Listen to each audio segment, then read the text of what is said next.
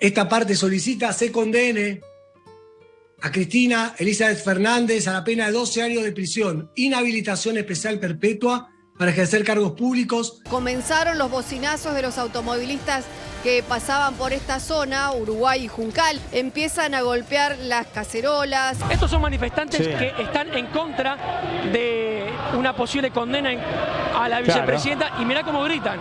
Y los están encerrando, vemos los incidentes. Bueno, recién les contábamos, se dispuso un vallado en las cuadras adyacentes, ahí en el cruce, en donde vive Cristina Fernández de Kirchner. Esta es la imagen del momento en que las grúas ponían los volquetes allí a disposición de quien quisiera agarrarlos. Ahí vemos el camión hidrante, cómo avanza en contra de los manifestantes. Son ciudadanos. Los manifestantes con las banderas y aguantando encima. Gente lastimada, hay un compañero herido también acá que lo vimos pasar. Pero tiene una lista de...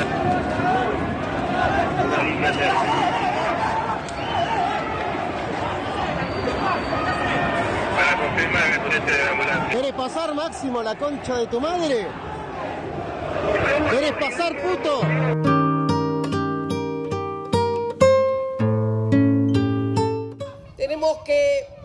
Tenemos que pedirle a la oposición, sobre todo ahora que se avecina una nueva campaña presidencial, que dejen de competir entre sí para ver quién odia más y quién le pega más a los peronistas. Todo esto que pasa, hay una sola responsable. Se llama Cristina Fernández de Kirchner. Fue usted la que nos metió en este despelote. El discurso de la reina nos hartó. Cristina es mala. Es mala. La gente se va a desesperar y la culpable es Cristina. Necesitamos un sicario que le pegue un tiro en la nuca a ese hija de mil puta. No sé qué pasa dentro de 5 años. Si está el mundo, si se acabó el mundo, qué sé yo. Tantos locos sueltos, ¿no? No sé. No tengo comprada la vida.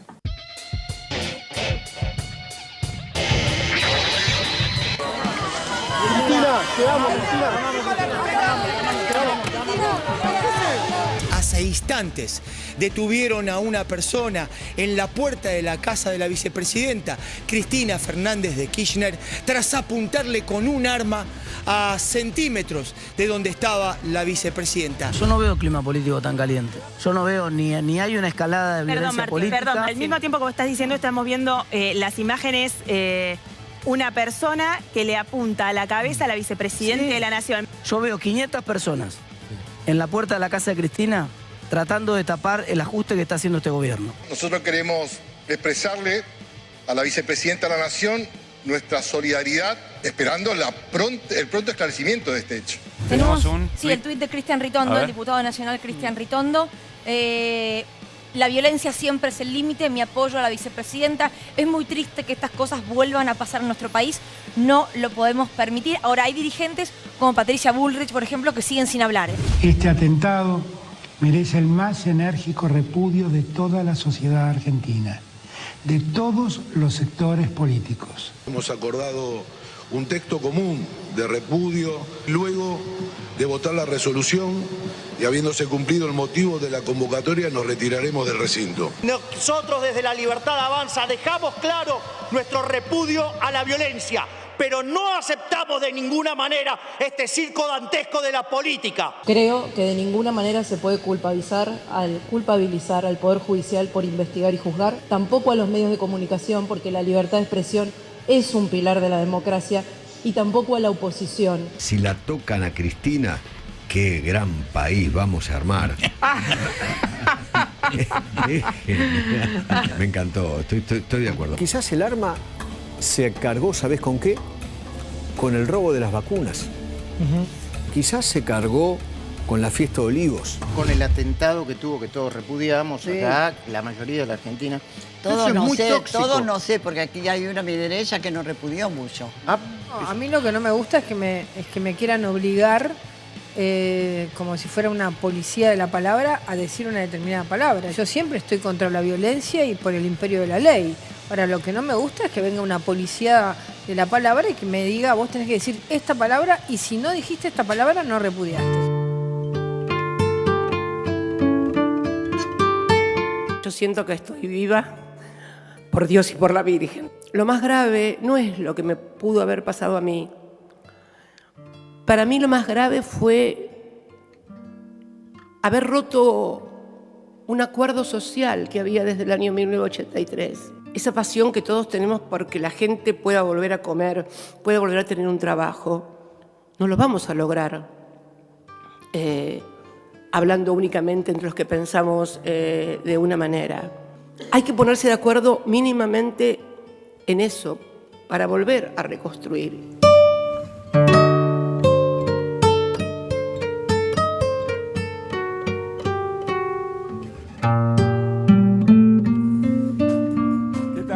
¿Cómo andan? ¿Qué dicen? Bienvenidas, bienvenidos a Desiguales. Estamos en día habitual y en horario habitual, pero de alguna manera el de hoy es un programa especial. Estamos a 24 horas del primer aniversario del atentado contra Cristina Fernández de Kirchner, que además de ese nombre propio y de la historia política que significa, fue un atentado contra la vicepresidenta de la Nación, electa democráticamente, es decir, representando a una mayoría en la Argentina. Es interesante porque además cada aniversario de cualquier evento tan determinante siempre se realiza desde un lugar en particular, de una esquina de la historia. En este caso estamos analizando, insisto, el primer año del atentado contra Cristina en una escena electoral. En una urgente escena electoral. Estamos entre las PASO y la primera vuelta. Y eso, por supuesto, no sé si condiciona el análisis, pero le agrega una mirada que probablemente otros aniversarios a futuro no sé si tendrán. Digo esto por algo que vamos a mencionar en un momento nada más. Hay varias preguntas que nos fueron guiando a lo largo de este año para saber si entendimos bien qué significó el atentado contra Cristina. Varias de ellas las vamos a realizar hoy en una mesa ampliada de este Desiguales día jueves, insisto, horario normal, día habitual, pero muy especial. Vamos a compartir ahora alguna de ellas. La primera, y es la que surgió casi inmediatamente después del atentado, es ¿qué hubiera pasado si? ¿Qué hubiera pasado si la bala salía? Bueno, da la sensación a un año que esa pregunta no logró transformar la escena. Es decir, la violencia como manera de construcción política, por eso decía también lo de la escena electoral, que estamos viendo a un año del atentado a Cristina en una escena electoral, la violencia no dejó de ser utilizada como manera de construir o de generar capital político. Eso continuó ocurriendo de manera institucional, de manera simbólica, de manera discursiva, con el punto de partida en la manera física, digamos, ¿no? Entonces, la pregunta, ¿qué hubiera pasado si? En realidad se convirtió a es como si no hubiera pasado. Muchas veces lo reiteramos y cada vez que Néstor Espósito recuerda aquí los avances de la causa judicial, permanentemente antes dice, recordemos que esto ocurrió, porque la vida política y social en la Argentina parece que efectivamente no se hubiera dado cuenta de eso. Debería haber sido un antes y un después y no lo fue. Hay otra pregunta, bueno, a tal punto que en la escena de las PASO, quienes salieron en primer y segundo lugar en las PASO, por los puntos se va a jugar en octubre, pero son candidatos y candidatas y fuerzas políticas que fueron construyendo su capital político a partir de la negación del otro. Lo decía Cristina Fernández de Kirchner en ese acto un sábado previo al atentado. Con todas esas movilizaciones dijo, bueno, tienen que parar de competir a ver quién odia más al peronismo, quién odia más al kirchnerismo. Se siguen escuchando. Hoy se escucharon voces en alguna de las provincias argentinas que decían, mirá, si lo que llega es Milei y Massa y Unión por la Patria, bueno, kirchnerismo nunca más. Con lo cual, ganaron las PASO o salieron en primer y segundo lugar aquellos que con la violencia y la negación del otro construyeron su modo de representación.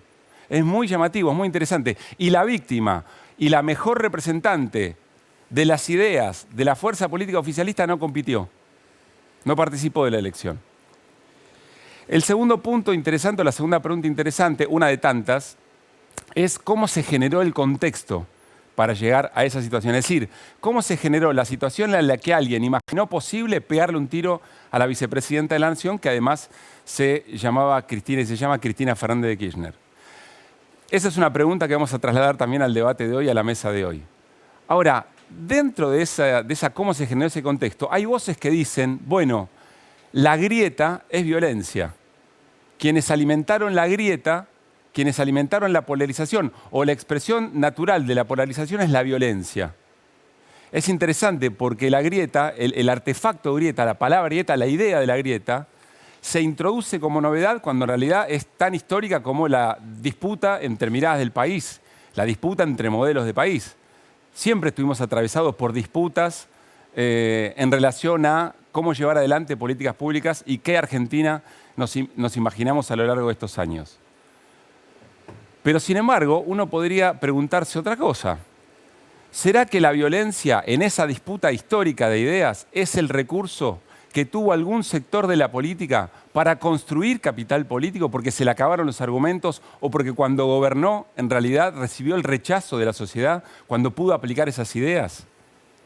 Y que frente a la disputa de ideas alguien entendió que generar emoción violenta, generar indignación era mejor partido que debatir ideas. Entonces la violencia es parte de la grieta, la violencia es parte de la polarización o en realidad la violencia fue una estrategia político-electoral que eligió algún sector de la política en nuestro país. Esa es una pregunta que creo sigue siendo interesante hacer. Es decir, hay sectores que construyeron la situación de indignación, que construyeron el rechazo violento a la política y que lograron conectar con eso. Puede ser una de las explicaciones de lo que efectivamente estamos enfrentando hoy en términos electorales. Y un tercer elemento, ¿cómo condicionó la vida política y social de la Argentina el atentado contra Cristina? Otra de las preguntas que vamos a tratar de respondernos hoy o arrimar alguna respuesta por lo menos.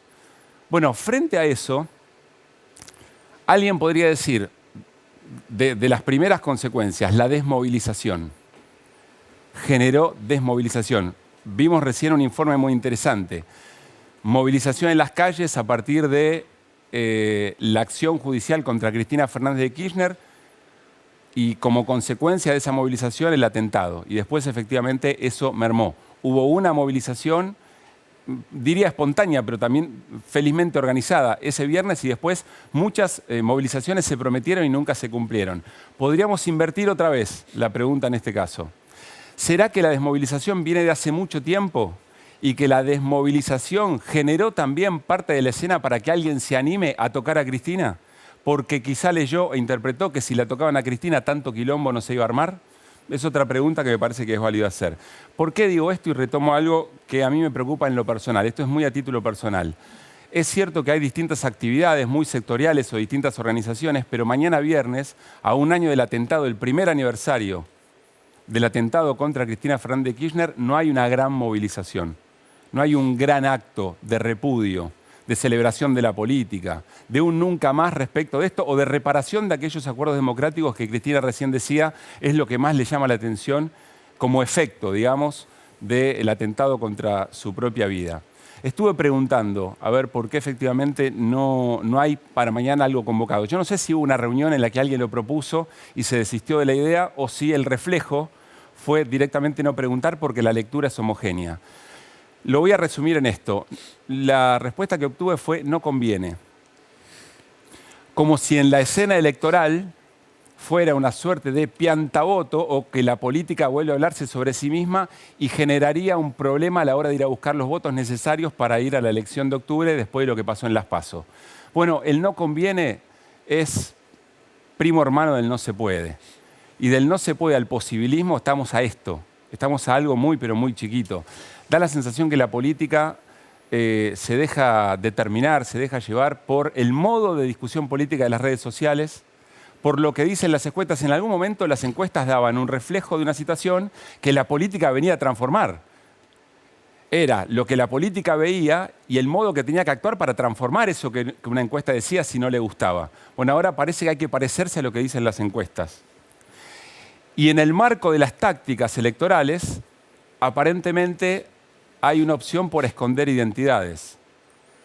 Si a las identidades se las esconde en el marco de las tácticas, entonces una enorme cantidad de razones de la lucha de estos tiempos, de estos últimos años, de la historia de nuestro país, de la historia de nuestra región, Bueno, esas razones habrán sido en vano o se están negando. Y de alguna manera es lo que nos trajo también hasta la construcción de una figura política como la de Cristina Fernández de Kirchner. La movilización es el lugar donde triunfa lo común por sobre lo individual. ¿Le suena individualismo? Y yo haría otra pregunta. ¿A quién le conviene o qué sector de la política quiere que la gente se quede mansa en su casa? En definitiva, el programa de hoy de Desiguales, les decía, está en el horario habitual, en el día habitual. Es un programa especial, pero quizá este sea un Desiguales equivocado. Nos vamos a la mesa, una mesa muy, pero muy interesante que vamos a compartir con nuestros compañeros Pablo Ibáñez y con Néstor Espósito. ¿Cómo andan? Muy bien, buenas noches. Muy bien. Y bueno, tenemos una enorme cantidad de invitados e invitadas. Ahora está Paco Manrique, secretario adjunto de Desmata, y está Edgardo Moca, politólogo. Y también vamos a pensar un poquito. Un ratito viene Tati Almeida, madre de Plaza de Mayo. Vamos a también compartir con ella. Estará Graciana Peñafort. Estará Marcos Aldazábal, el abogado de Cristina Fernández de Kirchner, en esta causa, la causa por el atentado. Y tendremos un informe muy interesante de Flor Alcaraz, que estará también con nosotros. Salimos a preguntarle a la dirigencia política cómo vivió ese día y qué siente que pasó o no pasó a un año del atentado a Cristina. Bueno, bienvenidos. Arranco, Edgardo, por vos. ¿Crees que entendimos bien en este año qué significó el atentado contra Cristina? No, yo creo que salió del centro de la escena de un modo muy visible. Eso no quiere decir que tenga claro cuáles fueron los resortes que paralizaron una respuesta política continua, eficaz e importante.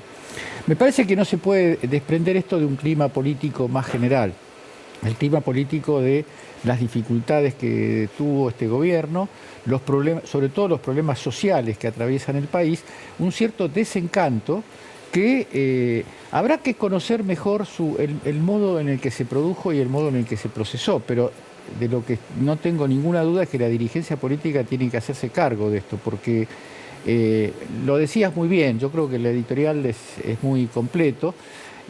Semejante hecho justificaba otro tipo de reacción. Me pareció muy ejemplificador, no lo tenía presente, la frase de Patricia Bullrich.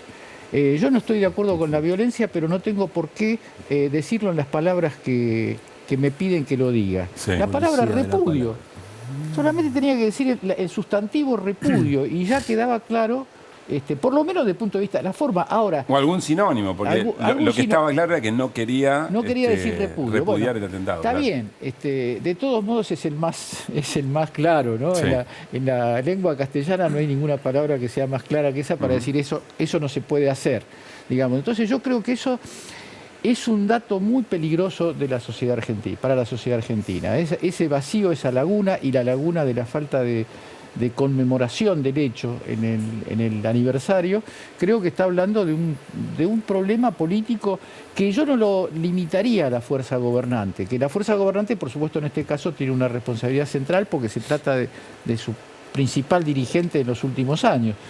Pero me parece que hay una idea de sacar la política de la presencia de multitudes y de la presencia de mucha gente. Entonces eso contraría una tradición política en la Argentina y es muy peligroso para el futuro de la democracia. Paco, te hago la misma pregunta. ¿Sentís que en este año del atentado a Cristina vivimos política y socialmente a la altura de lo que efectivamente significó eso? No, creo que concuerdo con lo que decía Edgardo. Todavía algunos nos seguimos preguntando qué nos pasó. ¿Qué nos pasó? ¿En qué sentido? ¿Qué nos pasó como dirigencia? Que quizás no tuvimos las reacciones que debimos tener. Revivir una metodología que todos creíamos desterrada en la Argentina contra la líder más importante de la política que hoy tenemos, te hace llevar a pensar que nos ganaron la batalla cultural. Porque es como que perdimos el sentido de pertenencia. Cuando vos tenés sentido de pertenencia sobre la figura de una persona, por todo lo que representa, tenés reacciones automáticas. Quizá nos ganó lo políticamente correcto. Te escuchaba a vos decir que, bueno, quizás alguien plantea que si conviene o no conviene hacer un acto mañana, una movilización o lo que fuere. Es que todavía creo seguimos sin entender que ese día la política tocó fondo. El día que atentaron contra Cristina, la política tocó fondo. Vos, cuando querés imponer una razón sin argumentación valedera, tendés a levantar la voz. La violencia es una tentación ahí, ¿no? Claro. Porque querés imponer algo que no podés justificar. Claro. Y a la política le pasó eso. Veníamos de un gobierno que hizo estragos muy grandes en este país, que empezó a tomar cuerpo político nuevamente, pero no podía y no puede justificar las acciones que tomó durante su periodo de gobierno, entonces optó por la confrontación cuerpo a cuerpo. Y cuerpo a cuerpo lo digo porque lo veíamos en la pantalla mientras vos hacías la apertura, el idioma que también usa parte del periodismo. Qué mala que es, si la tocan a Cristina que Argentina se va a armar. Yo creo que más allá de las actitudes, para redondear, más allá de las actitudes humanas y las fallas o errores políticos, también en este país hay un gran vacío legal. Un problema con el Poder Judicial, decís. Los muchachos que se ven ahí, Sí. son dos actores, los verdaderos productores de la obra. Estamos hablando de Justicia Sabamontiel ni- y Bren Uriarte, ¿no? Exacto. Son a esos de referencia. La justicia ni siquiera se esforzó por investigar a fondo a los verdaderos responsables. Bueno, ahora vamos a charlar, ¿eh? En qué momento está la causa con Marcos Aldazábal. Se está acercando también Graciana Peñafort. Néstor, Pablo, ahora nos metemos en lo específico. Néstor más vinculado a la causa, Pablo en la repercusión en la política del primer aniversario del atentado contra Cristina. Pero quiero preguntar, como ciudadano, como sujetos políticos, por lo que nos conocemos, ¿cómo están viviendo este año? Y también, si siente que lo transitamos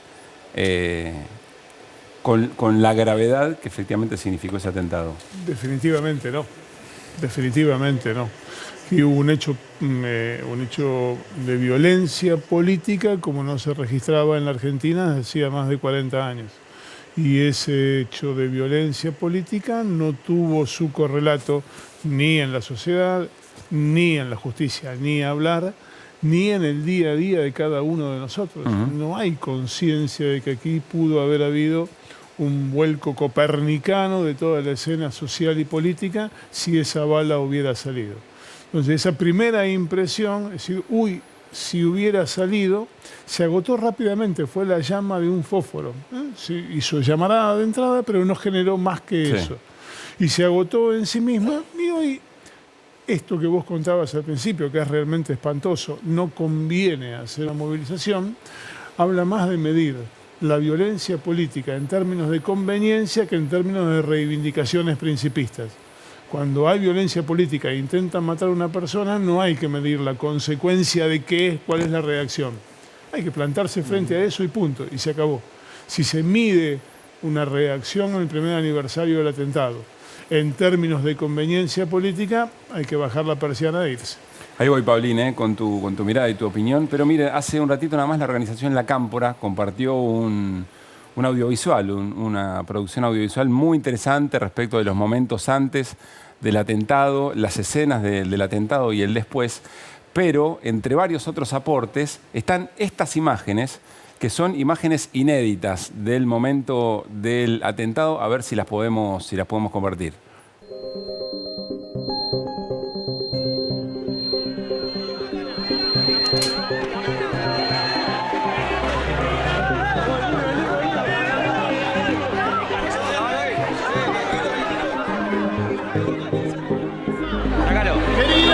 Matías, sácalo.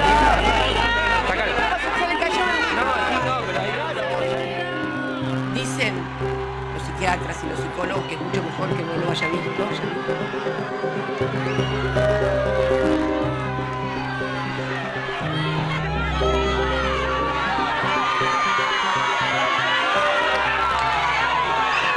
Bien, ahí estamos viendo algunas imágenes inéditas, Néstor, ¿no? Del momento del atentado. Varias cosas que no se habían visto hasta ahora y que son importantes de destacarlo. La primera es la imagen de Sabac Montiel desde otro punto de vista. Una imagen que primero aparece con una gorra y que después aparece sin esa gorra. Uno intuye que producto del forcejeo. Pero hay una imagen posterior con Sabac Montiel ya detenido, puesto con un chaleco antibalas, que prueba algo que aquí hemos contado en detalle. Está sin esposas, no está esposado. Nosotros hemos contado aquí que el teléfono de Fernando Sabac Montiel estuvo en su poder por lo menos durante 3 o 4 horas con posterioridad al intento del homicidio. Ese teléfono fue manipulado a punto tal que hoy está borrado y reseteado de fábrica. Y hay otra cuestión en particular que es un grito que se escucha perdido cuando la vicepresidenta está todavía saludando, parada al costado del automóvil. Hay gente que grita, sáquenla de ahí. Es decir, ese era todavía un momento de peligro inminente. Acababa de pasar y todavía estaba expuesta a la posibilidad de que hubiera alguien más entre los que estaban rodeando ahí que pudiera accionar un arma y que esa arma sí funcionara. Se suma Graciana Peñaforte a la mesa de este Desiguales. ¿Qué haces, Graciana? ¿Cómo te va? ¿Cómo estás, Pablo? Buenas noches a todos. Recién nos estabas contando en qué andabas vos en el momento del atentado. Ese día me acababan de dar el alta porque tuve un infarto. Inmediatamente, quiero decir, al día siguiente volví al hospital porque me tuvieron lejos de la tele, sala cardiológica. Claro, que te van a contar eso. Claro, no me dejaban ver tele durante todos esos días. Llegué a mi casa y dije, ay, y puse ese 5N, tipo voy a enterarme qué pasó en el mundo. Sí. Y estaba tranquilamente viendo ese 5N cuando vi cómo le gatillaban a mi jefa. Casi, quiero decir, básicamente casi me muero. De hecho, al otro día volví porque estaba con taquicardia, fiebre.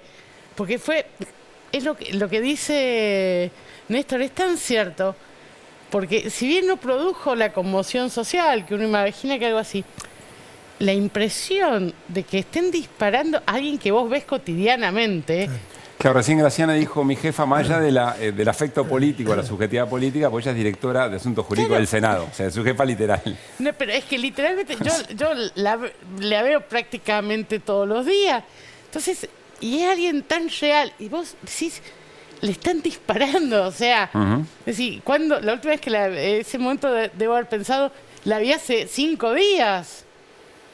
Es muy desconcertante. Y después uno se pone a pensar, voy a decir las cosas que yo pensé. Vos decías, ¿qué pasa si hubiese salido esa bala?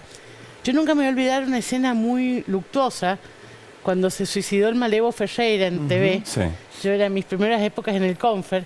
Y yo todavía me acuerdo de la imagen que captó un canal de televisión del señor volándose. Dije, podríamos haber tenido esa misma imagen con la cabeza de Cristina, o sea, la sangre...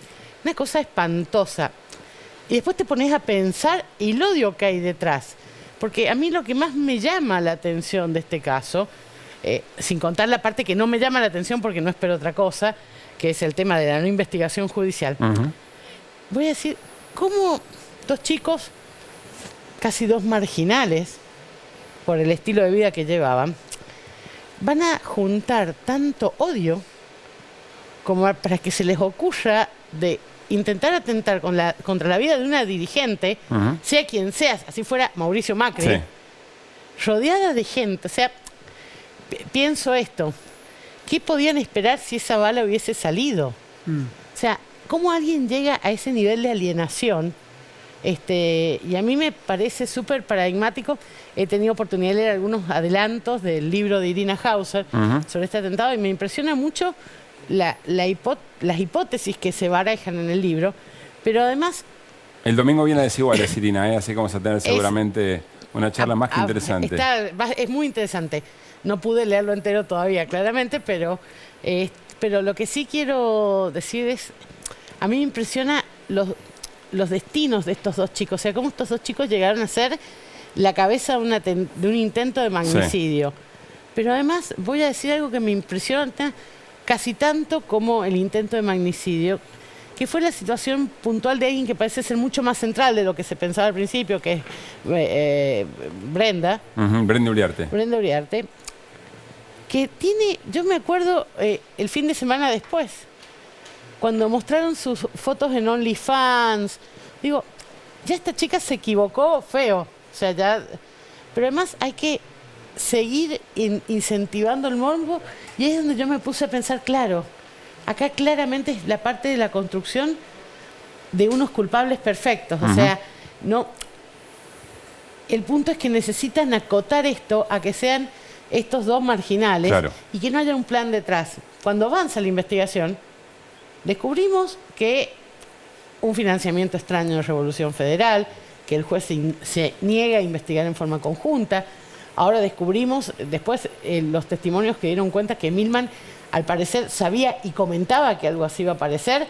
Yo no me olvido que unos días antes había presentado un proyecto para quitarla, para poner más custodia a Cristina. Sí. A ver si a alguien se le ocurría claro, atentar contra su vida, exactamente, ¿no? Que yo quiero preguntarle a Milman el número del Kini, porque su capacidad de predicción es mucho mejor que el de casi cualquiera. Y lo otro que después el encubrimiento de las llamadas, el ocultamiento, la destrucción de las llamadas, lo que contó Néstor sobre la manipulación del teléfono, e inclusive distintas cosas que surgen en la causa, que dan cuenta de dos cosas muy graves. Hubo un claro intento de construir estos dos culpables como dos marginales aislados. Yo creo que para separarlos de cualquier idea, pero además para separarlos de un crimen político, de la idea de un crimen, de una conspiración política. Y la otra cosa que a mí me impresiona poderosamente, si querés lo digo en términos políticos, a mí me impresiona mucho la casi nula reacción social. Digo, yo me acuerdo... En el momento, ahora, durante... En el momento e incluso ahora. Yo me acuerdo cuando, enojados por los términos en los que Luciani se dirigía a Cristina en la causa, donde se estaba juzgando, me acuerdo que en los actos cantábamos, si la tocan a Cristina, qué quilombo se va a armar. Y voy a decir algo, la tocaron dos veces. Primero con una sentencia que la proscribió literalmente y previamente a eso le gatillaron dos veces en la cabeza. Y no es que estoy añorando el quilombo, claramente no me gustan las cuestiones violentas, pero digo, pasó mansamente. Pasó mansamente y más allá de la cuestión afectiva que uno puede tener y que no todo el mundo debe tener, yo creo, y esta es una pregunta que me lo hago y por eso me gustó algo de lo que dijiste, no hemos reflexionado si esta mansedumbre con la que tomamos estos dos eventos no es parte de un revival de la violencia política, que voy a decir algo, como hija de la democracia, yo estaba muy orgullosa y muy convencida que ya no había espacio para la violencia política. Y estos dos hechos me demuestran que no solo hay espacio, porque es posible que dos delirados hagan esto, sino que además la sociedad tiene un nivel de tolerancia mucho más amplio de lo que uno imagina. A ver, ya está interesante lo último que decía Graciana para seguir la charla con Tati Almeida, que enseguida se suma a la mesa de Desiguales. Pero miren, vamos a seguir compartiendo imágenes inéditas de ese día. Y en este caso, algo que mencionaba Néstor recién, si no me equivoco, después de que fue efectivamente detenido o contenido, digamos, de Sabag Montiel, a ver cuál era la situación. Lo compartimos.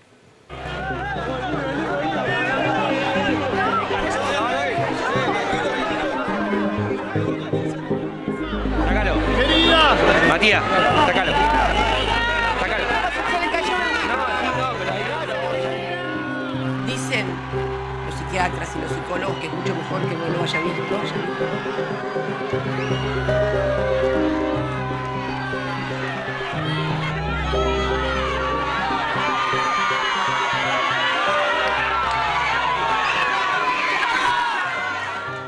Buenos Aires, un hombre armado ha intentado atacar a la vicepresidenta Cristina Fernández de Kirchner. Police in Argentina have arrested a man after the country's Cristina Fernández de Kirchner was threatened with a gun outside her home in the capital Buenos Aires.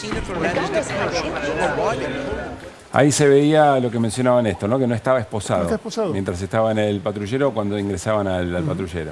Previo a eso había estado durante varias horas adentro de un patrullero, solo, con su teléfono en la mano, rodeado. La detención de Sabac Montiel no fue una detención de las fuerzas policiales, lo detuvieron los militantes y lo entregaron a oficiales de la policía de la ciudad, que en ese momento no sabían que se trataba del hombre que había disparado a la cabeza y la bala no había salido de la vicepresidenta. Así fue el inicio de la detención. Hola Tati, buenas noches. Hola, ¿qué tal, querido? Buenas noches. Gracias por estar acá. Al contrario, gracias a vos y a Luli, porque con estos programas hacen memoria tan importante en estos tiempos. Bueno, muchas gracias. Sabes lo que valoramos eso.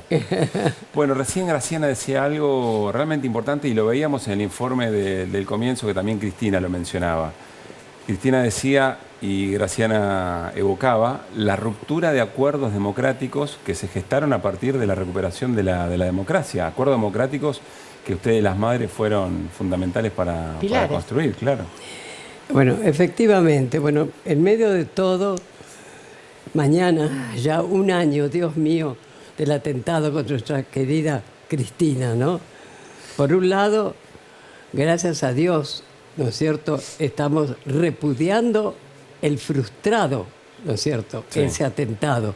Y no que hubiera sido peor, Dios mío, que lo hubieran logrado, ¿no?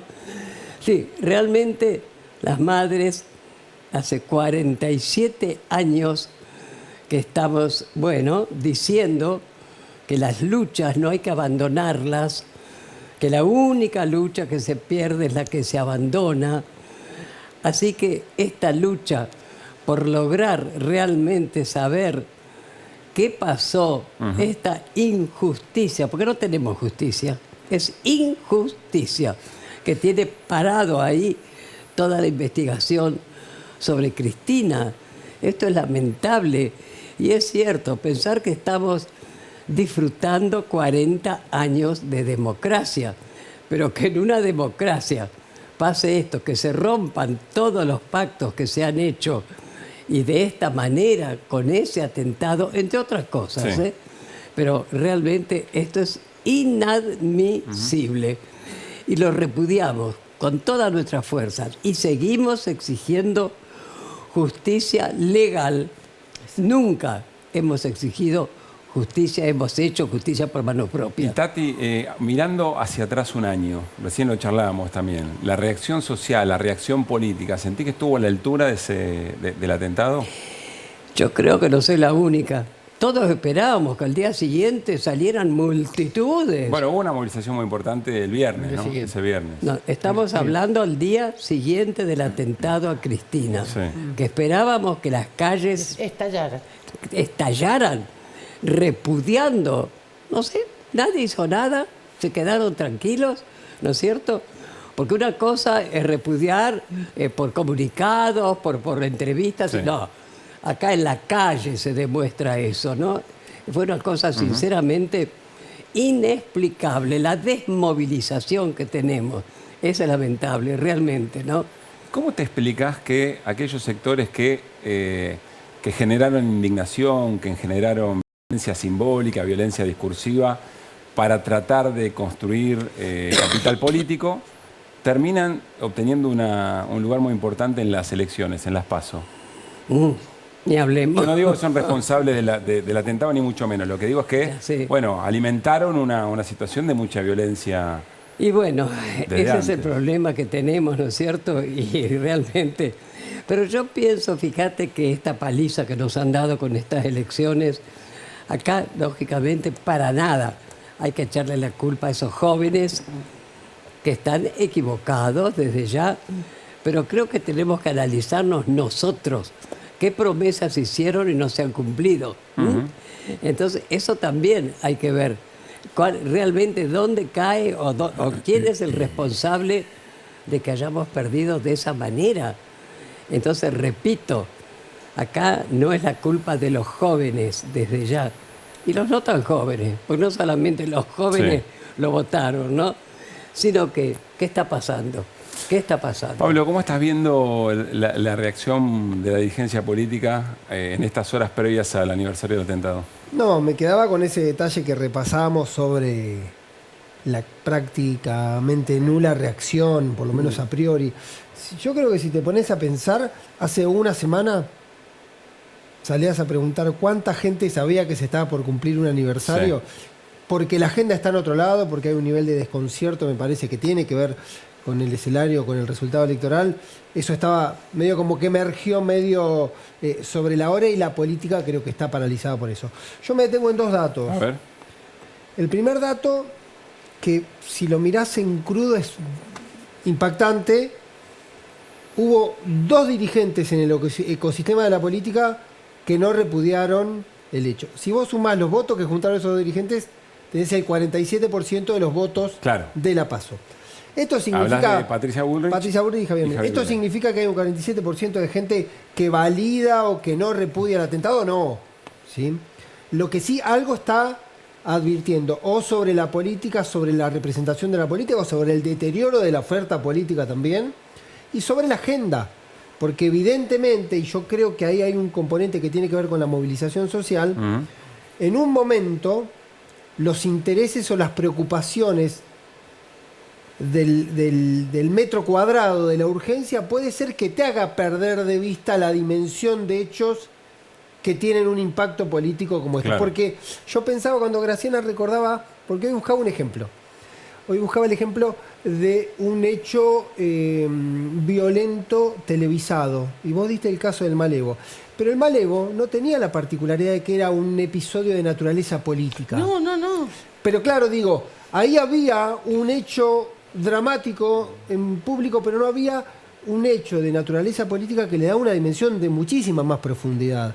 Entonces, si te pones a interpretar o si te pones a mirar, posiblemente haya un hecho común con el deterioro de la representación política en aquel episodio y en la no reacción ante ese episodio y en el resultado electoral del 13 de agosto. También ahí algo se rompió, o quien le habla, o quien los expresa, o quien los representa, o la agenda, no sé cuál es la pregunta. Yo creo, genéricamente, vengo diciendo, me parece que la política está frente a un fenómeno, un animal político, que es Javier Milei, que no sabe ni de qué raza es.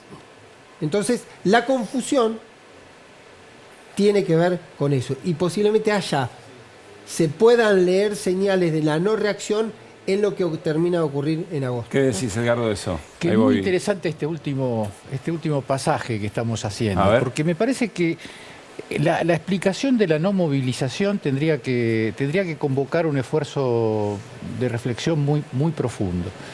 Yo, como para tirar una hipótesis, yo creo que estamos viviendo un ocaso. El ocaso no es una cosa, nunca es definitiva, porque hay ocaso y después viene la noche, el amanecer, sigue la historia. Pero me parece que nos haría bien tomar conciencia de que el proyecto político, para poner una fecha, en el 200 aniversario de la independencia de la patria, llegó a su punto más alto. Yo creo que ese proceso está en una situación de retroceso, de declinación, que por supuesto quiero subrayar que no considero para nada que es un hecho definitivo. Entiendo. Pero yo creo que visto desde ese lado, yo por lo menos solamente visto desde ese lado me explico cosas que ahora que estamos hablando se suman y se convierten en una perplejidad muy grave, ¿no? Es decir, ¿qué acontecimiento hubiera merecido un nivel de movilización superior al que hemos vivido? Porque se juntan la pasión que despertó Cristina, que despertó el kirchnerismo, con la simbología de la violencia en la Argentina. Esos dos datos hubieran justificado una cosa que nos hubiera estremecido durante todo el tiempo, que casi no hubiera otro tema de conversación, por lo menos en los espacios de la militancia. La militancia rápidamente atravesó y se dedicó a lo suyo, digamos. Me parece que ahí hay no lo estoy diciendo desde afuera ni desde ningún intento de descalificación. Lo estoy registrando porque me parece que si no lo registramos no vamos a poder seguir. Pero además, perdón, Tati, ¿cuántas veces le dijeron a las madres que no convenía marchar, que no convenía movilizarse? Bueno, justamente, ¿no? Pensar que la mayoría de las madres eran madres en su casa, Sí. ¿no es cierto? No salían a trabajar. Pero nos arrancaron lo más preciado que tiene una mujer y ahí salimos como locas, Sí. como nos llamaron, ¿no? Y a ocupar lugares que eran para los hombres, calles, plazas, marchas, y por supuesto nos decían, mirá las locas, ahí están. ¿Qué significa una marcha en el peor momento de la vida de un pueblo?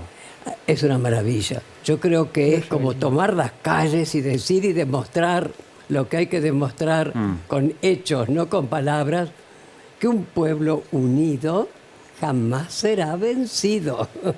Pero con los hechos hay que demostrarlo. Subrayar algo que decía Edgardo recién, que me parece que vale la pena destacarlo. Está atravesada la movilización o la no movilización por una concepción política. Estoy seguro que el 90 o probablemente más % de la población argentina repudia la violencia política. Sí. Pero esa gente que probablemente habría querido manifestarse tiene el temor de que digan fuiste a una marcha porque sos kirchnerista. Y asocio con la idea del ocaso de una idea política. Entonces, se ha desnaturalizado tanto la historia que repudiar la violencia política se confunde con una idea política. Como en algún momento la patria y la bandera se confundían con la derecha, ahora el repudio a la violencia política se confunde con kirchnerismo. Y es una locura, porque no se puede concebir un país en el que por temor a ser considerado ista de lo que sea, te tenés que contener de repudiar lo que evidentemente está mal y no importa quién lo haya hecho. Yo no estoy seguro de que haya habido contención, estoy completamente de acuerdo con el argumento. Más fuerte. Pero yo creo que lo que no hay... Levantarle un poquito el volumen, Sí, así escucha a así Tati. escucha a Tati. Eso. Que hables más fuerte. Ahí está. que hable más fuerte. Ahí Yo un pensé poquito que más de había retorno. un botón para... No, que hables más fuerte. Qué Tati grande, te quería escuchar bien. Yo creo que Estoy medio Beethoven. hay un estado de pasividad agobio en la sociedad argentina. Y entonces esto no se limita ni desde ya a la figura de Cristina ni al espacio que apoya al kirchnerismo. Es un fenómeno de la sociedad en su conjunto. Y yo no lo desligaría también de cuestiones como, por ejemplo, la pandemia. De la pandemia hablamos poco, pero la pandemia nos colocó en el rigor del encierro, del aislamiento, nos acostumbró al aislamiento. Salir a la calle era delito. A mí me paró un policía y me dijo que no podía caminar. Claro, además de riesgo tu vida, pero si vos estabas dispuesto a poner en riesgo tu vida, había un policía que te decía, Además de delito. Señor, ¿por qué no se va a su casa? ¿No?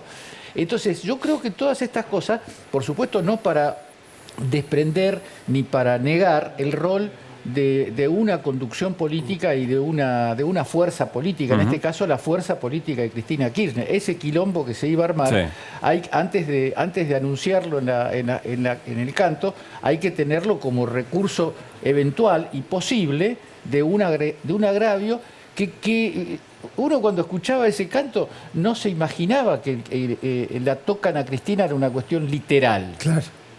Acá le pusieron un revólver en la cabeza, le tiraron un tiro. Y después el otro dato que para mí es cronológico, que es Luciani, atentado, sentencia y renunciamiento de Cristina. Bueno, eso nos mete Ahí hay en las una secuencia. consecuencias, sí. No, Claro. pero también, es una consecuencia que también tiene que ver con que hay una anécdota, no sé si Graciana sabe, como que Cristina en ese momento advirtió a gente que con la que charló que ella entendió mal que algunos parecían preocuparse más por el hecho de que ella no sea candidata que por el hecho de su propia sentencia.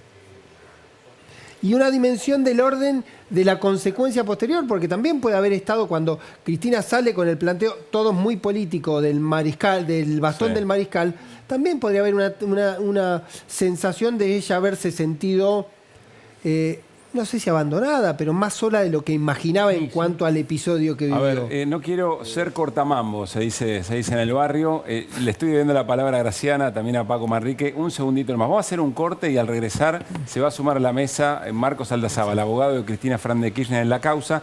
Nos vamos a meter en los detalles de la causa y después vamos a volver a retomar la dimensión más política de lo que significó el atentado contra Cristina Fernández de Kirchner. Ya venimos.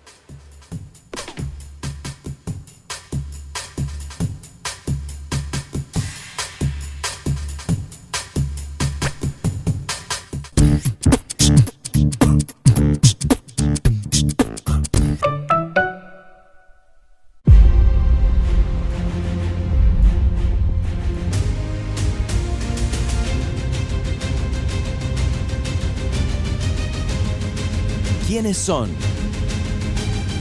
¿Qué piensan? ¿Cómo viven la política los candidatos?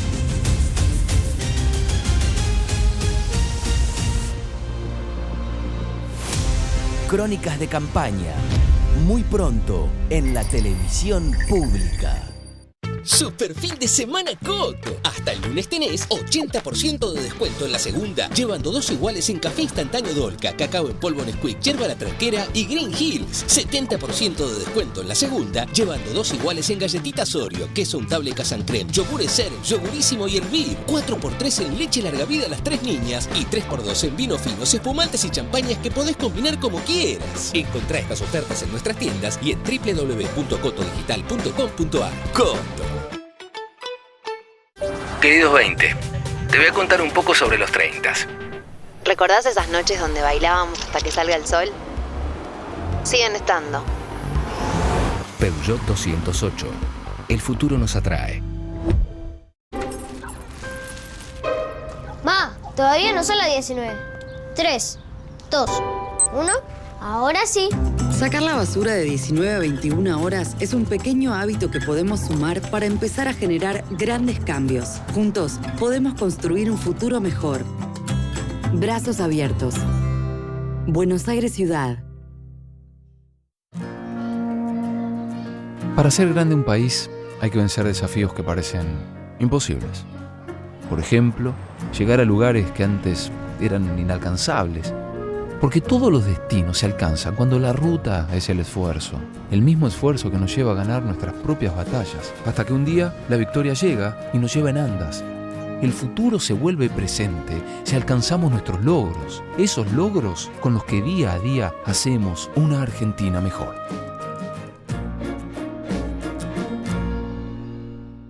Acá no decimos me parece caro, ponemos excusas. ¿Hasta qué hora están abiertos? Pará. Mirá que tenés promo con el banco y encima acumulás con la de Modo. Te pago con Modo. Modo, la billetera de los descuentos.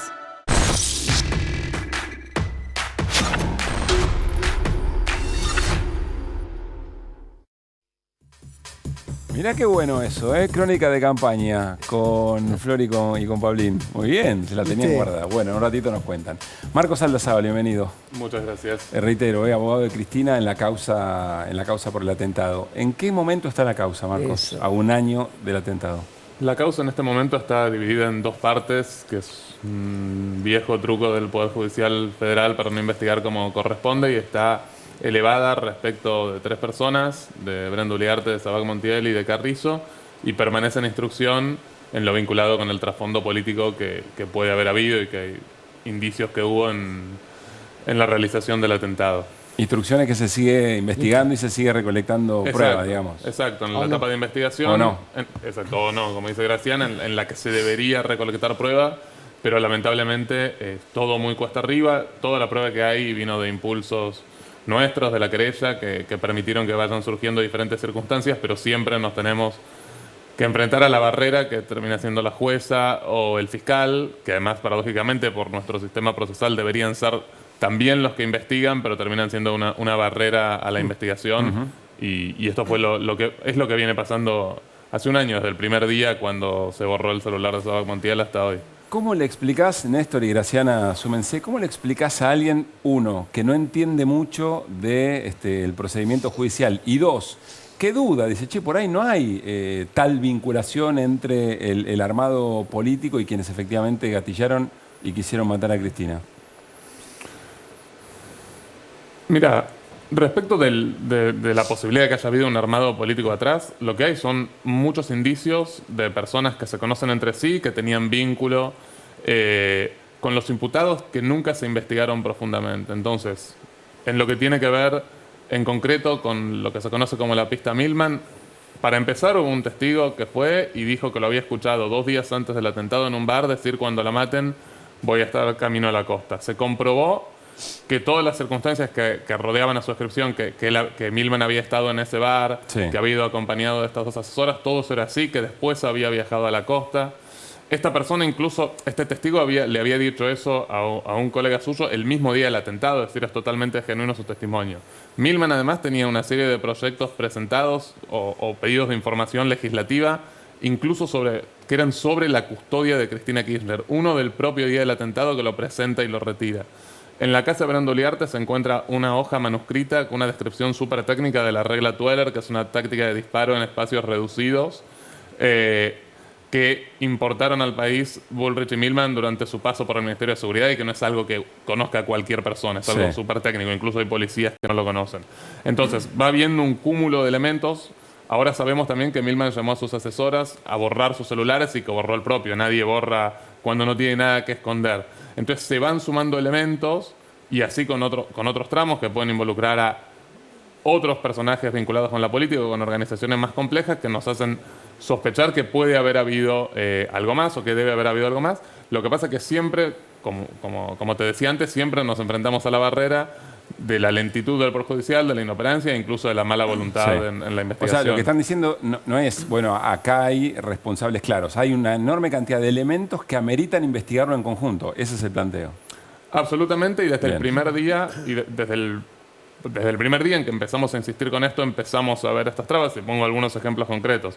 Recién contaba que fue este testigo y dijo Milman estaba ese día en Casablanca con las dos asesoras. Sí. Entonces lo primero, para ver el contenido también de lo que había dicho, era bueno, comprobemos esto. Cuando la jueza ve las cámaras de los videos de ese día en Casablanca, dice Milman no está.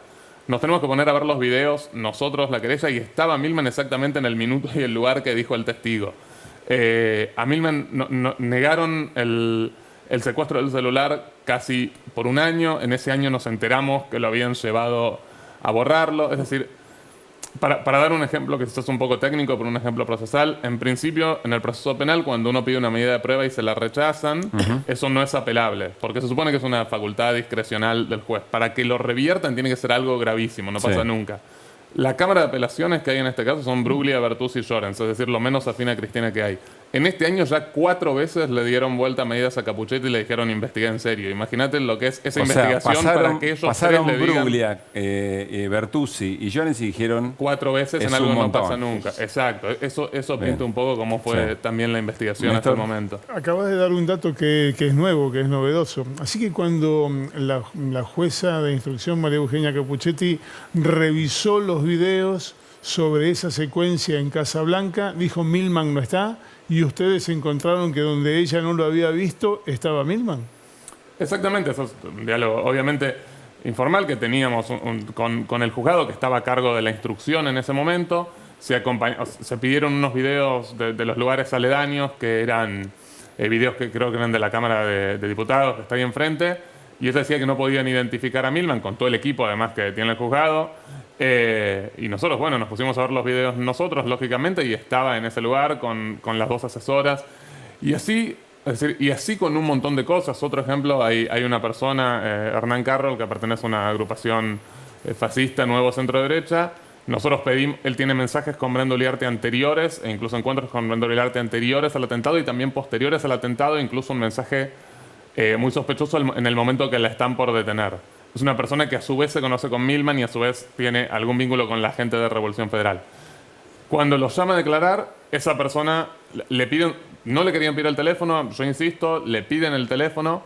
Cuando entrega el teléfono, él dice, quizás en mi teléfono haya algún mensaje borrado. Cuando se va a ver el celular, lo había borrado todo el celular el día anterior a la declaración. Evidentemente alguien le había avisado. No había borrado unos mensajes, como declaró, sino todo el teléfono. Y sin embargo a la jueza esto no le pareció grave y no investigó más porque no se encontró nada en el celular. Un dato adicional, que Hernán Carroll es la persona a la que por escrito Fernando Sabac Montiel desde la cárcel le pidió que le buscara un abogado. Exacto.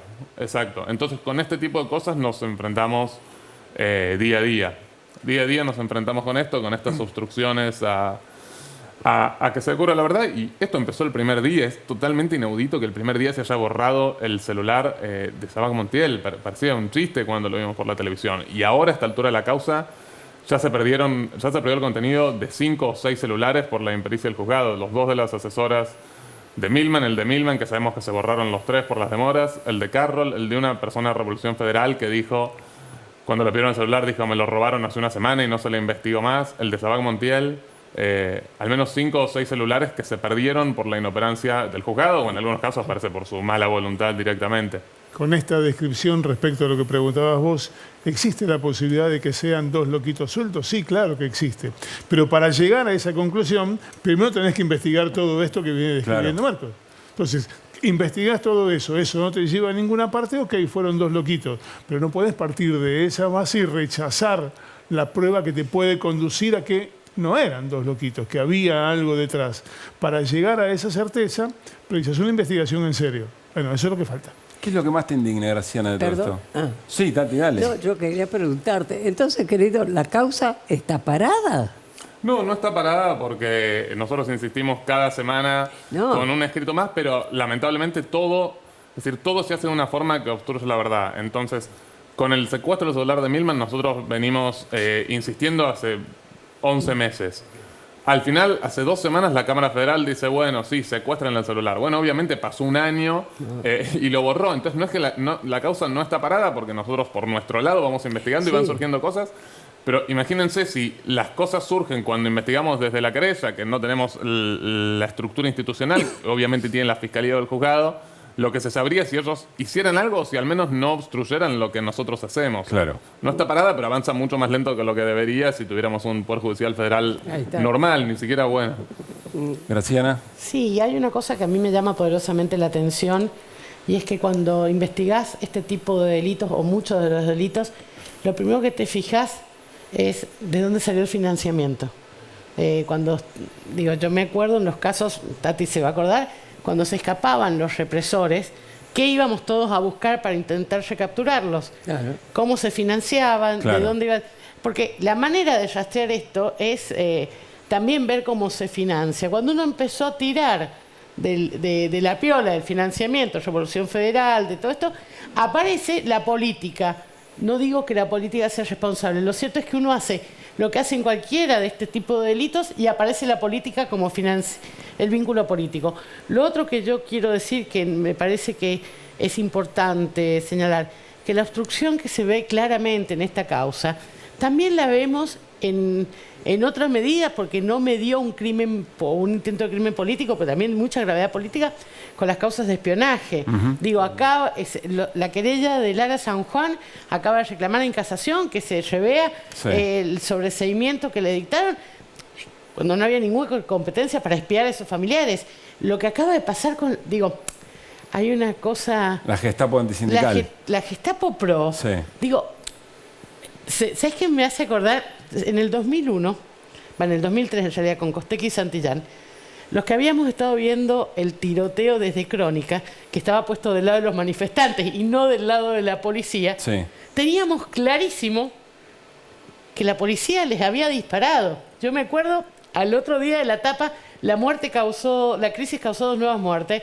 Y yo decir con mi compañero de estudio, con quien habíamos visto eso por la tele, decir, pero si nosotros vimos cómo la policía disparaba. Bueno, tengo la sensación con la Gestapo antisindical que es lo mismo. Pará, yo lo vi, Yo lo vi. Lo estamos viendo ahí. Yo vi a los empresarios, a la gente de la gobernación, a la gente de la AFI macrista, sentados ahí, complotando cómo perseguir a sindicalistas. Te pueden caer bien o mal. Lo que tengo claro es que no podés usar las instituciones del Estado de Derecho, como es la justicia, para esto. Y lo que plantea claramente la obstrucción es, voy a dar un ejemplo absurdo. Una de las cosas que se reclamó en esa investigación fue que se investigara al juez que toda esta causa parecía señalar que era Armela. Nadie lo investiga. No tengo nada contra Armela, ni siquiera lo conozco. Pero lo que quiero decir es, hay una suerte de niveles que se están corriendo, se están haciendo más laxos, que van desde la no investigación del atentado de Cristina hasta la mentira en la cara de lo que vimos todo, de lo que está filmado, y que está erosionando nuestro Estado de Derecho. Y a mí me preocupa porque hay una cosa que tiene que ver con esto.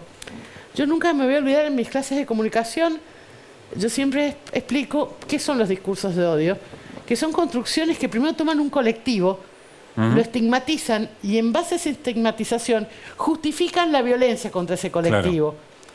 Lo que creo es que estamos todos medio psicóticos en una sociedad que ha caído presa en un discurso de odio. Y la categoría estigmatizante puede ser peronista, kirchnerista, líder sindical. Pero se han creado nuevas categorías que son la nueva letra escarlata.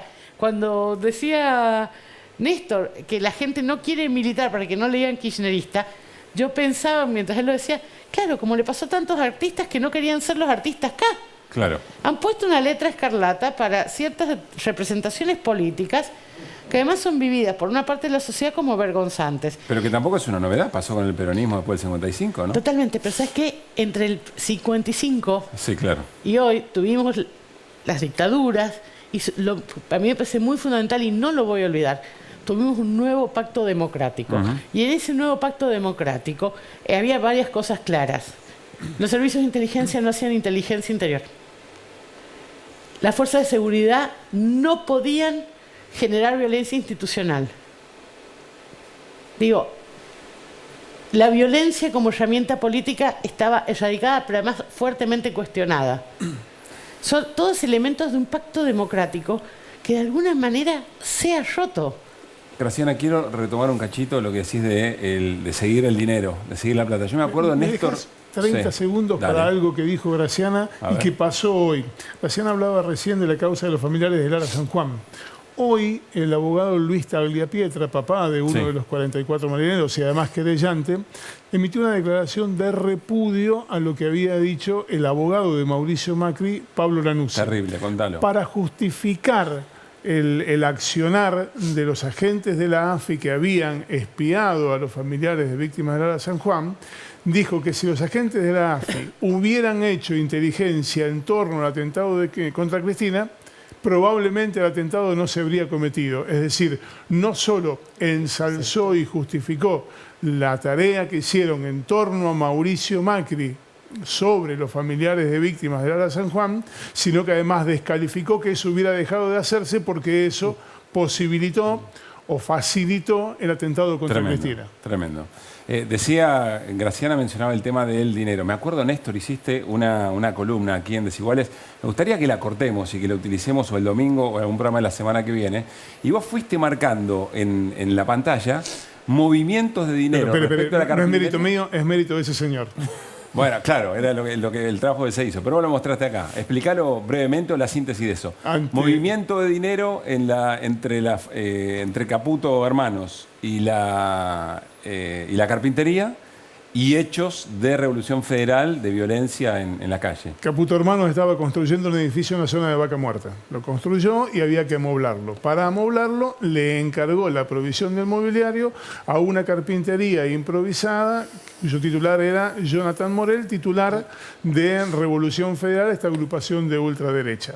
El trabajo que hicieron los abogados querellantes por parte de Cristina Fernández de Kirchner mostraba cómo después de cada pago que desembolsaba la empresa Caputo Hermanos a la carpintería del líder de la Revolución Federal, días después, 1 o 2 días después, había una actitud, un acto de violencia política por parte de Revolución Federal. La marcha de las antorchas, la colocación de la guillotina en Plaza de Mayo, aparecía la plata y aparecía la plata generaba la acción. Exactamente, y a los 2 o 3 días, tal cual. Lo que me indicaba una idea de financiamiento de esos actos políticos, por llamarlo de alguna manera, a partir de la recepción de los pagos por esos supuestos trabajos de carpintería. Marcos, para cerrar el bloque sobre la causa, ¿cuáles son los próximos movimientos? ¿Qué acciones están pensando?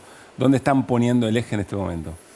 Sí, están las dos causas, ¿no? Por un lado está la del atentado, en la que nosotros seguimos insistiendo en la investigación del trasfondo o de lo que pudo haber pasado. Nosotros pedimos hace poco nuevas medidas también sobre personas que conocen a todos los involucrados en la causa, que tienen nexos, todos los sospechosos tienen nexos entre sí. Estamos pidiendo, por ejemplo, que se investigue. Es muy sospechoso lo que pasó con la vecina Cristina, que tuvo alojados en su casa miembros de Revolución Federal y que ahora tiene alojada en la casa una persona también miembro de estos grupos fascistas que conoce a Carroll, que mencionábamos, que conoce a Brenda Uliarte, que conoce a Jonathan Morel, es decir, que los conoce a todos y ahora está en la casa de la vecina, entonces llama la atención cómo toda esta gente se conoce y estamos también pidiendo que se verifique una información relativa a supuestas deudas. Aparentemente la vecina era una morosa incobrable y después del atentado, sin que haya pasado nada que lo explique, pudo saldar todas sus obligaciones misteriosamente. Y en la causa de Revolución Federal, como decía Néstor recién, en esa causa, por suerte, la actitud del juez y el fiscal fue bastante mejor y eso nos permitió avanzar un poco más en conocer este financiamiento que contaba como una persona que no tenía ni un cartel de carpintería terminó haciendo cientos de muebles. Le puede pasar a cualquiera, ¿no? Para Neuquén. Sí. ¿no? Además con algunos, perdón, pero acá agrego unos detalles más. Carpintería por internet. Sí, pero además algunos detalles más. Era la única persona, según las declaraciones de los propios empleados de Caputo Hermanos, a las que se le pagaba en efectivo. Claro. Parte en negro, que se la contrató, hizo 4 mesas mal y a partir de hacer 4 mesas mal le pidieron cientos de muebles para un emprendimiento en Neuquén, donde creo que también hay carpinterías. Pero más allá de eso, en esa causa que se pudo avanzar mucho más y sabemos esto, sí estamos pidiendo, venimos insistiendo con la indagatoria al menos de Rosana Caputo y seguramente de más personas del grupo Caputo y creemos que tranquilamente puede haber un vínculo entre estas dos causas y queremos también que se investigue eso, que por ahora no se hizo por decisión de la Cámara Federal. Marcos, gracias por haber venido hoy y las tantas veces que te invitamos para sostener el tema en agenda. Muy bueno, amable. muchas gracias a ustedes. Bueno, seguimos en Desiguales, insisto, día habitual, horario habitual, pero programa especial. A 24 horas, un poco menos ya de que se cumple el primer aniversario del atentado contra Cristina Fernández de Kirchner. Vamos a volver sobre la mirada política y la reflexión política. Ya viene Edgardo Moca, vuelve Paco Manrique. Y la primera parte de un informe de Flor Alcaraz. Salimos a consultar a distintos dirigentes y distintas dirigentes sobre el atentado, en este caso con una pregunta. ¿Cómo se enteraron? ¿Cómo lo vivieron en ese momento? ¿Qué impacto les causó? Lo compartimos. En esta misma esquina, frente a su casa, quisieron matar a la vicepresidenta hace un año. Salimos a buscar testimonios de referentes de la política para conocer sus recuerdos de ese día y saber cuáles son las deudas con el episodio más grave de violencia política desde el retorno de la democracia. Lo que me quedó muy marcado es que mi nena, yo tengo una nena de 5 años, no entendía bien qué pasaba, pero se daba cuenta que era algo violento, por llamarlo de alguna manera. Y entonces cuando yo me voy, que ya está acostumbrada a que yo salga y entre en mi casa, me agarra y me dice, no mamá, no te vayas, y se pone a llorar. Tan lejos estábamos nosotros de imaginar lo que podía llegar a pasar, que la propia Cristina Fernández de Kirchner ese sábado a la noche bajó en su domicilio y habló ante una tarima que le construimos espontáneamente en ese momento. Imagínense si hubiéramos imaginado, creído que había un sector que estaba dispuesto a pegarle un tiro. Sentir como que habíamos estado al borde de entrar al infierno, como diría Néstor Kirchner. Me acerqué a la casa de Cristina como tantos otros, esa fue una noche de mucha incertidumbre, ¿no? Éramos muchos de los que habíamos estado los días anteriores, pero en silencio, como no entendiendo qué es lo que había pasado. El sentimiento de que había pasado algo determinante para el futuro de la Argentina y que había que actuar de una manera categórica como efectivamente lo habíamos hecho el día de las vallas. Nos daban indicaciones de todos lados de no acercarnos a su casa, pero lo cierto es que era imposible no estar. Lo escuché por radio, como todo, ¿viste? Pensé que era una exageración o una noticia sin chequear. Tuve sensaciones muy encontradas, ¿no? La primera, me vino una bronca.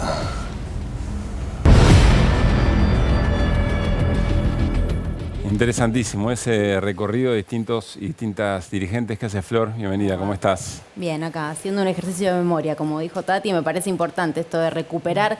Es esa simple pregunta, ¿qué estabas haciendo ese 1 de septiembre de 2022? Y un poco todos y todas hacer ese ejercicio de recordarlo y que sea realmente un hito en la historia política reciente. Así que preguntando, haciendo memoria. Tati, ¿vos qué estabas haciendo? ¿Cómo te enteraste?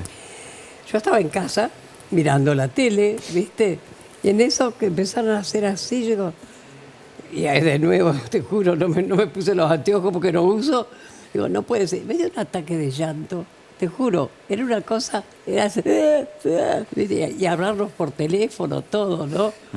Y yo quería, por mí me he ido disparando ahí a la casa de Cristina, ¿viste? Que yo dije, porque dice, Tati, quédate piola, ¿querés? Bueno, fue tremendo, sigue siendo tremendo, te juro. Uno lo recuerda y es brutal. Y al ver ahí, cuando el tipo está que le falla, Dios mío, ese tarado que está ahí. A mí me da esta sensación, qué bueno lo que plantea Tati, que nos siga generando un estado emocional distinto, porque si pero lo viéramos... pero también de bronca, porque vuelvo a repetir, la reacción de la gente, de todos, de los militantes, todos, ante el horror que podría haber ocurrido, no lo vimos, no lo vimos. Por eso yo creo que este 25 de mayo, cuando se llenó la plaza, yo creo que para Cristina tiene que haber sido una satisfacción tan grande, porque mucho... Cristina, presidenta, pero vamos, ¿y dónde está demostrado realmente eso que no hicieron luego del atentado? Sinceramente, ¿eh? Vos siempre tuviste con bronca, Paco, cuando se habla de lo que esperabas que pasara y no pasó. Bronca, autocrítica, muchas sensaciones. Yo lo escuchaba a los compañeros, a las compañeras. Yo creo que el día que atentaron contra Cristina se institucionalizó la impunidad en este país. A partir de ahí valió todo, o vale todo. Atentás contra una dirigente de semejante tamaño, y explicaba acá el abogado, la justicia no tracciona. Bueno, es un mensaje para que esa escala violenta siga su curso. Yo me quedo siempre con las palabras de Cristina, ¿no? La escucho mucho, es mi conductora. Hay insatisfacción democrática. Cuando Cristina nos habla de la insatisfacción democrática, es algo que nos debemos reflexionar todo. Y compañero decía el ocaso de una idea política. O un momento de retroceso, ¿no? Y no definitivo, lo decía. Sí, yo aclaré que no es definitivo. Sí. A ver, Paco, dale. Los sismos existieron siempre dentro del peronismo. El peronismo es muy difícil que llegue a su ocaso. Obviamente tiene sus picos más altos. Néstor y Cristina en el peronismo, después de Perón y Eva, fue la expresión más clara de la doctrina. Y los jóvenes adoptaron eso. Entonces, yo creo que nos debemos interpelar todo. Lo decía Tati. Mira, un alto dirigente. Te estás riendo porque estás viendo qué contar y qué no. Claro. Tenés que contar, si se te vino lo tenés que contar. No. Mira, en una discusión con un alto dirigente político de mi espacio me dijo Cristina Mancha. ¡Epa! ¿Cristina Mancha? Obviamente. Cristina Mancha. ¿Un dirigente gremial? No importa. ¿Tu espacio es gremial? ¿En qué contexto? ¿Dónde fue? No importa. Porque quiero ir a otra situación. Vos lo sabés. Cristina Mancha. Dálmata. Creo que nos pasa eso, ¿viste? Nos avergonzamos de lo que somos. Yo no me avergüenzo de decir que amo a Cristina. No me avergüenzo, porque como peronista soy agradecido, como laburante fueron los 10 mejores años que tuvimos en la Argentina, nos reivindicó como sociedad. Ahí donde digo que perdimos el sentido de pertenencia. Y siempre lo comparo, lo hablaba con alguna compañera también. Cuando ganamos el Mundial, se movilizaron 4 o 5 millones de personas solas, porque se sentían identificados con eso. El deterioro que sufrimos político en estos años nos lleva a la apatía que todos nos preguntamos por qué no salimos. ¿Por qué la gente no sale a reivindicar? Pero es la gente que no sale o un sector de la dirigencia que eligió la desmovilización como método. Sí, ahora yo con todo respeto a la compañera, ¿qué hubiese pasado si ellos hubiesen esperado directiva de los dirigentes? ¿Qué hubiese pasado? No, de hecho, la dirigencia dice, ¿qué hubiera pasado si ustedes hubieran... Estoy bastante Beethoven. ¿Qué hubiese pasado? ¿Qué hubiese pasado si las madres hubiesen esperado directiva de la dirigencia? Bueno, entonces, la dirigencia política de ese tiempo no estaba muy... Es que las madres fuimos transgresoras en todo. Bueno, ¿por qué? Transgresión, fue un hijo que nos llevaron. Claro. Entonces ahí pero la salimos. Transgresión, Tati, viene desde la rebeldía hacia una realidad injusta. Obviamente la rebeldía de ustedes es incomparable, no la podemos comparar con nada. Pero es un ejemplo. Yo creo que hemos perdido la rebeldía. La perdimos. Porque queremos ser políticamente correctos. Y a veces, lo decía Néstor, vos revisás el archivo de Néstor cuando le habla a los jóvenes y les dice, sean políticamente incorrectos. Sí, igual hay una serie de factores que me parece que no se pueden perder de vista ahí. Primero, quizás es un dato menor, pero primero es un gobierno peronista.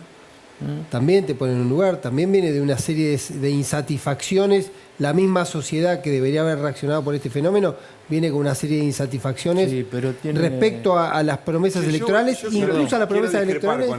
Para mí la sociedad salió inmediatamente, la sociedad se movilizó y la dirigencia en un momento le dijo, esperemos un poco. Mirá, sábado con la CGT no pasó eso. La CGT no decía vamos a hacer una reunión el lunes para ver cuándo se movilizaba, después hizo la reunión el miércoles cuándo se movilizaba y nunca se reunió ni se movilizó. Y después mandó un emoji. No, amigo.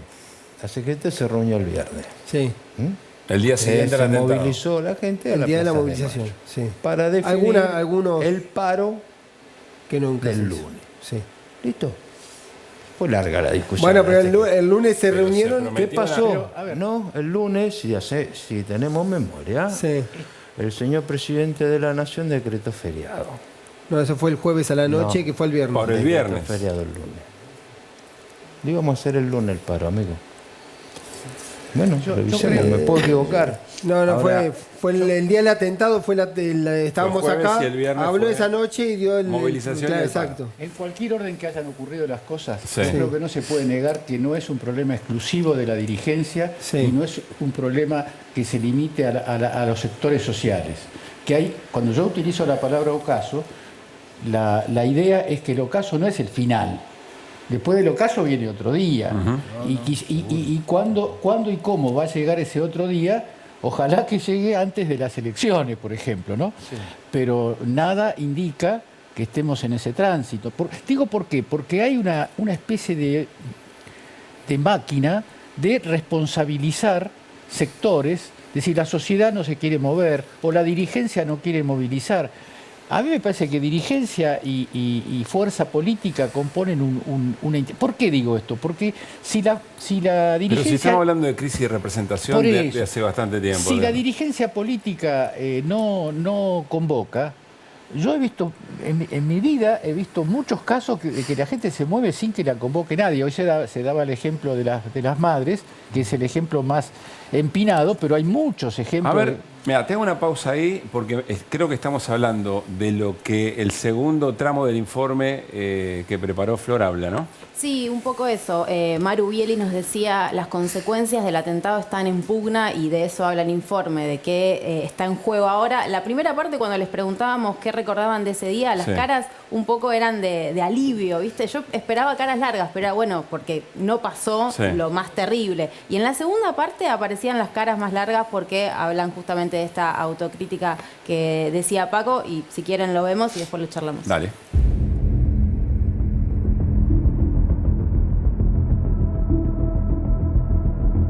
¿Qué debería haber pasado? Que no se permita este nivel de impunidad en la República Argentina. ¿Qué debería haber pasado? Que no se naturalice la violencia política. ¿Qué debería haber pasado? que todos los sectores de la política, aunque no coincidan con la ideología de Cristina, del kirchnerismo y del peronismo, se solidarizaran.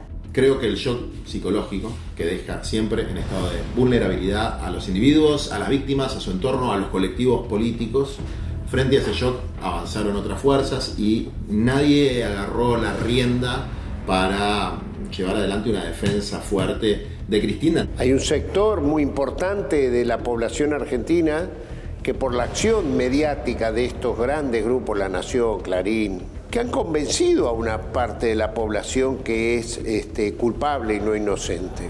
Y eso seguramente en algunos jóvenes cala hondo y cala como tanto veneno incubado, ¿no? Como que la transformaron, la diabolizaron a la imagen de Cristina. Lamentablemente no hubo un antes y un después, por lo menos en el sentido en que sí lo tendría que haber habido. Es decir, ¿qué cambió en la política? Yo creo que fue un cambio que duró el tiempo que duró la conmoción. Creo que las consecuencias de lo que pasó con el intento de magnifemicidio están en disputa. Creo que la disputa la va a llevar adelante la militancia, la política, fundamentalmente la militancia tratando de reclamar justicia, ¿no? No haber podido construir el paro nacional creo que es una deuda que tiene el movimiento obrero con Cristina y las consecuencias las vemos hoy, ¿no? Una derecha que avanza, que la lastima, que la hostiga, que la persigue y una justicia que de justicia no tiene absolutamente nada. Si lo tocan a Cristina, ¿qué quilombo se va a armar? ¿Qué pasó? ¿Qué nos pasó? Ese día se tendría que haber armado quilombo de verdad. Es una fecha no para recordar, es una fecha para reflexionar. Me gustó entre todos los testimonios lo que dice Maru Bieli en términos de está en disputa el atentado contra Cristina. ¿Coinciden? Sí. Absolutamente, y parte de la disputa es lo que estamos haciendo en este programa, porque un sector del poder trató primero de negarlo y ahora está presionando para que no lo veamos y minimizarlo. Y hay un sector, yo creo, de la militancia, del Movimiento Nacional y Popular, que está luchando por hacer lo que estamos haciendo ahora, memoria, porque detrás de la lucha por la memoria está conseguir la lucha por la justicia. Si no nos acordamos de lo que pasó, es muy difícil exigir justicia. Tati, dijiste que a pesar de todo esto, un poco el tono también de la charla en el marco de la reflexión, que estás esperanzada. Contagianos un poco. Sí, volvamos a las fuentes, hablemos con Tati. Con los que saben. Y claro, con los que saben. No, realmente, como yo digo, uno está re preocupado desde ya. También, bueno, esperanzada.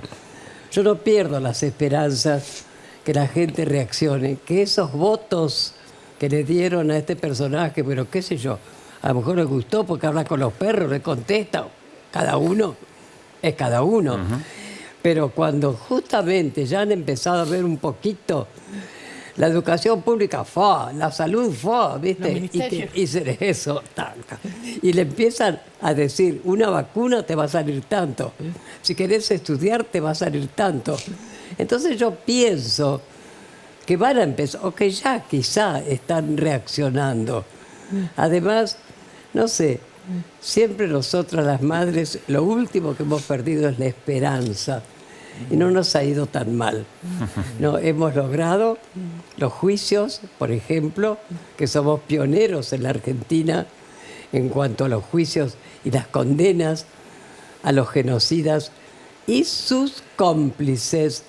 Porque el 24 de marzo no fue solamente un golpe cívico-militar clerical. Soy católica, pero que le caiga el sayo a quien le caiga, ¿no? Entonces, todo eso, a pesar, hemos logrado. No perdimos las esperanzas de poder hacer justicia. Ojo, falta. Porque ahora con todas estas novedades que quieren instalar otra vez la teoría de los dos demonios, acá hay un solo demonio.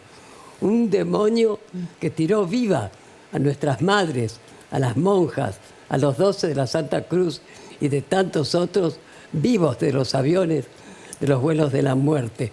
Hay un solo demonio acá, que realmente a tantas chicas militantes embarazadas las torturaron, las dejaron vivas, tuvieron familia, las mataron y se apropiaron de sus bebés. Entonces, ojo con la teoría de los 2 demonios.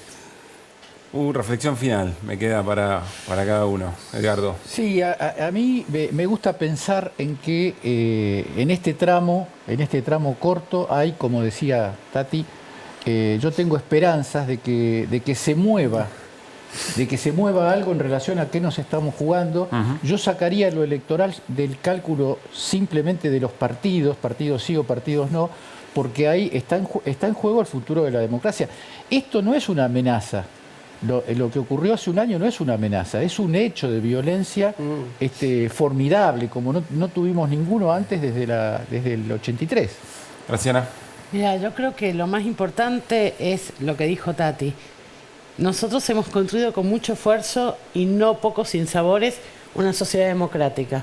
Tenemos la obligación también democrática de defenderla, pero además tenemos la obligación de no darnos por vencidos.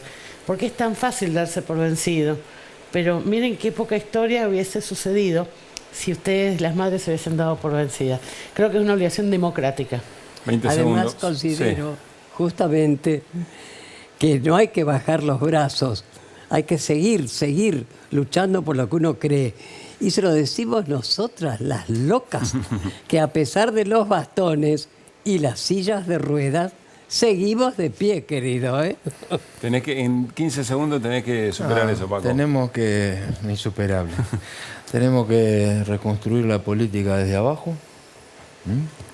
Y bueno, confío mucho en el pueblo. Alguien nos dijo que el pueblo nunca se equivoca. Quiero creer que fue un tirón de orejas lo que pasó en Las PASO y que en la elección que viene el pueblo no se va a equivocar, va a elegir bien. Nos vamos al corte y ya venimos con más Desiguales. En Provincia ART, a las pymes que apoyan al país, las apoyamos con un plan que se adapta a su realidad. Ingresá a provinciaart.com.ar/pymes, cotizá y mejorá tus costos. Provincia ART, la aseguradora de riesgos del trabajo del Grupo Provincia.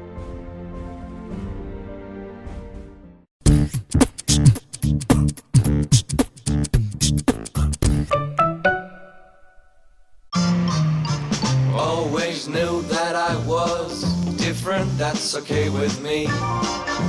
I might not be like you, but why should this make me feel? Recalculando ruta. Happy am myself, I am true.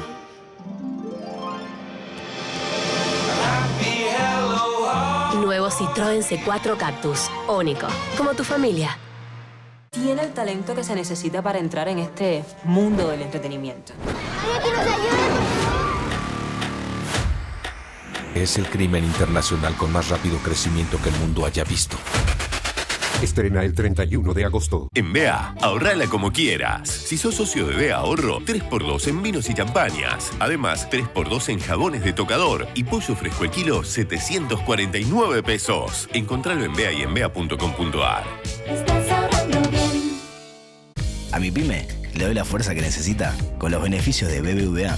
Con mi equipo encontramos una propuesta diseñada para nosotros y aprovechemos los 40 millones de pesos de financiación para seguir construyendo nuestro negocio. Qué lindo cuando la ves. Simula tu oferta y conoce cómo darle fuerza a tu pyme. BBVA, creando oportunidades.